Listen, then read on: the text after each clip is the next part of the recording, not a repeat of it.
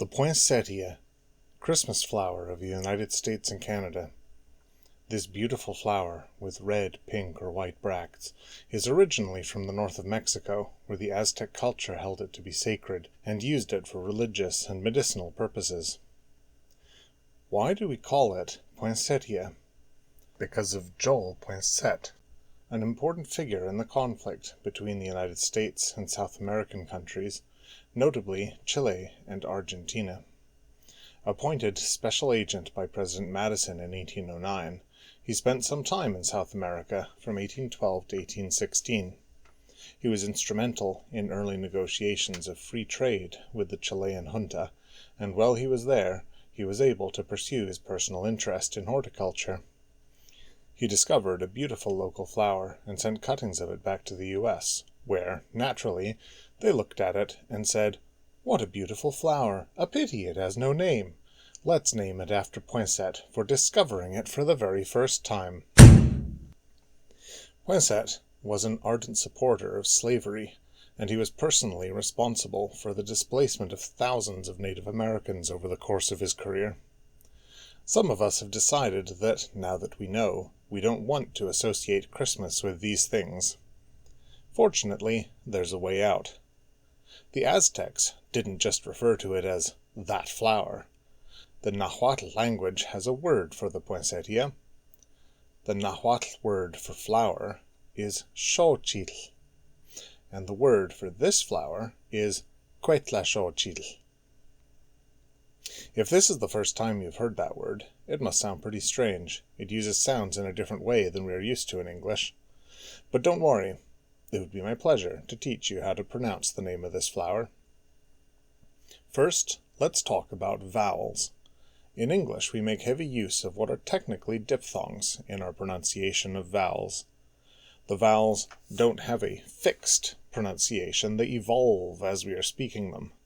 All but one of the vowels exhibit this even in their names themselves.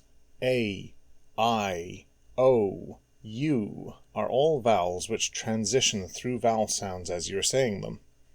This is something we take for granted in English, but which is actually quite unusual in many other languages. For instance, in Japanese, the vowels are a, I, U, E, O. These vowel sounds are pure and do not shift. The vowels in Nahuatl are like this as well.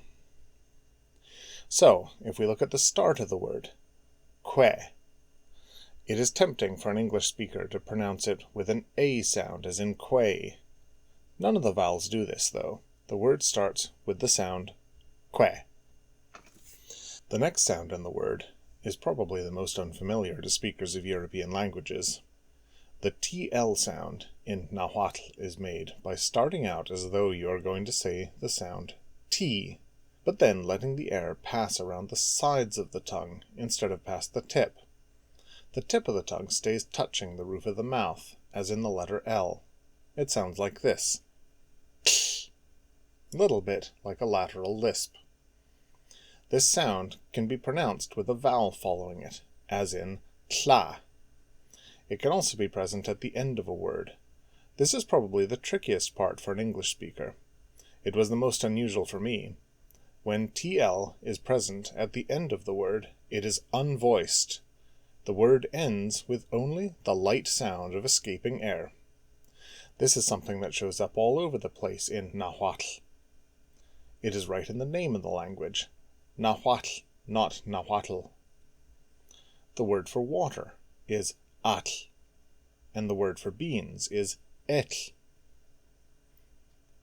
In the middle of Cuetlaxóchitl, TL is followed by A, which is voiced.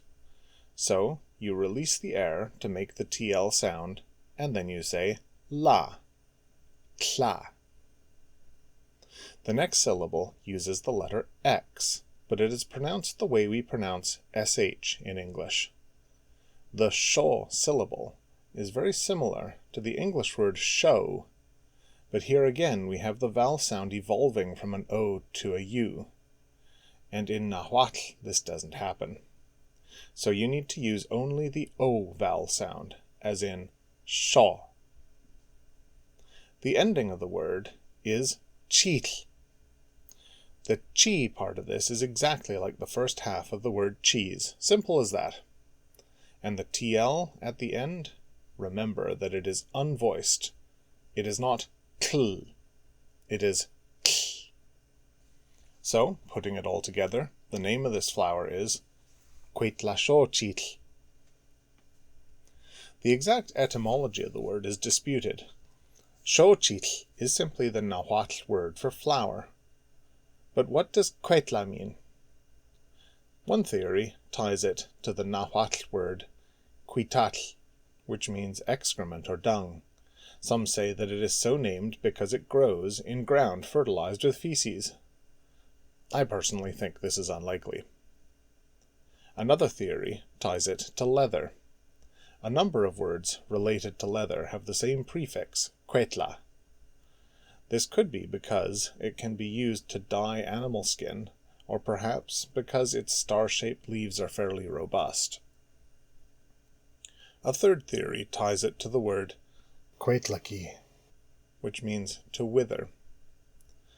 That would make this the flower that withers. A fourth theory notes that the prefix cuetla can denote wavering or wiggling, as in the verb cuetlani, to tremble, or the word cuetlaxcolli, which means earthworm. There may be someone out there who knows authoritatively what the parts of Cuetlaxochitl mean. That person is not me, but I do know that as its own word, it refers to the beautiful flowers we like to have around in December. And now you know how to pronounce it. The more you know.